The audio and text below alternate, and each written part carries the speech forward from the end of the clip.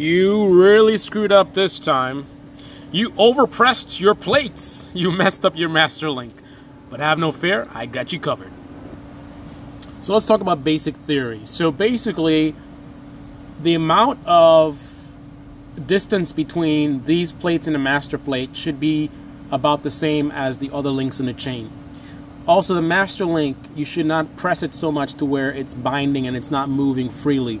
So one test you can do is to see how the movement of this link goes versus the other ones and see if there's any kind of signs of extra friction. Here's the main problem. These links have an average of a certain amount of friction, right? Let's say we gave it a number. Let's say they had an average of 2, right? Whatever the unit is. 2 levels of friction for each link. Let's say you overpress the master link and give it a level of 4. So twice the amount of friction as any other link, right? Based on the average amount of friction, the life of this chain, let's say it's 7,500 miles. But if this has twice the amount of friction, it's going to break in half the time, right? So you're not going to get 7,500 miles from this master link. You're going to get half that, right?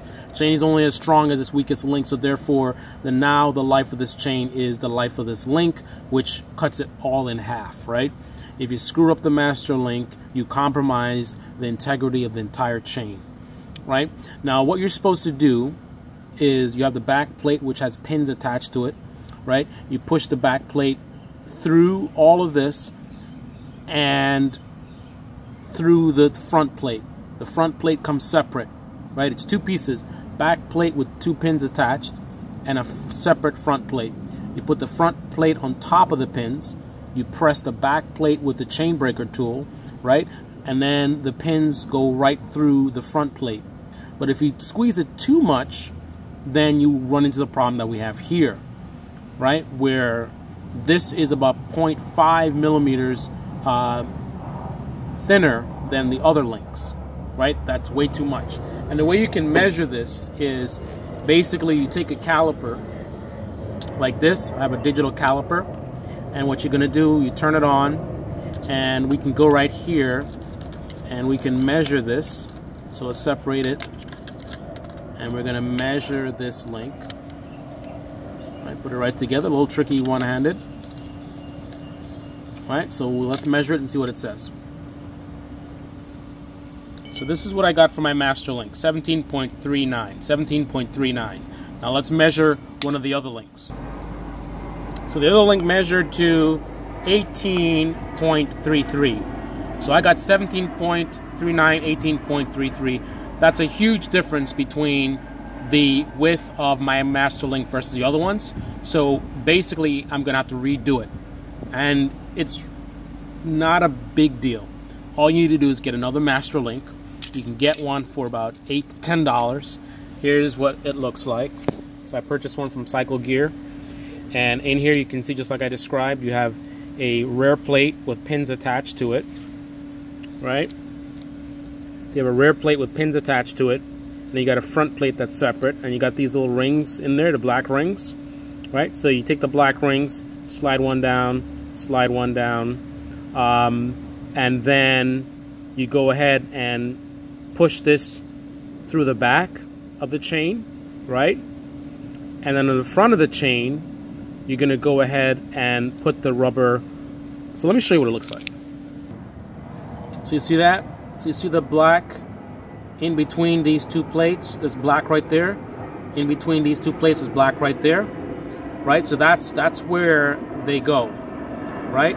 So you, like I said, you put them on to the back plate, push it through that plate, this plate, that plate, and then you put the black rings there, right? Then you put the top plate on top of that, and then you're going to use the chain breaker tool to press through the back, press the pins through.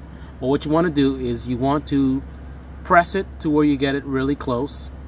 You want to take off the tool and look at it and measure it, right? Then you do like a quarter turn, look at it and measure it, and you keep doing it. You might do it 4, 5, 6 times. Do it as many times as you need to, because you cannot go beyond the width of the other links. Now you're not going to be precise, right? If it's 0.1, 0.2 millimeters off, even 0.3 millimeters off, perhaps. I'll try to get within 0.2 if you can. That's okay. But we're like 5 or more, right? So that's no good.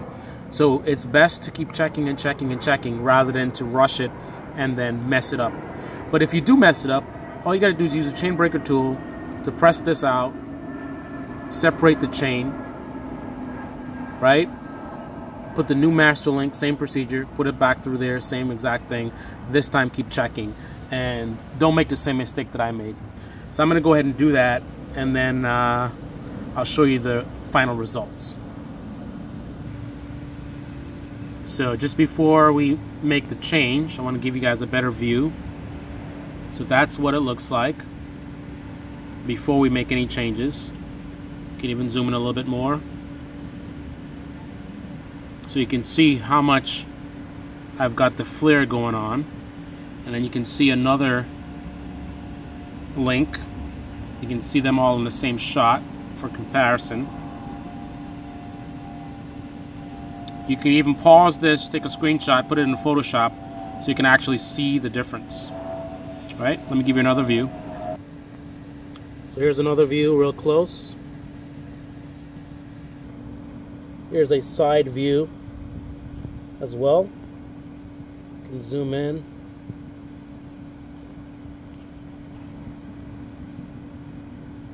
So there's that, and there's this.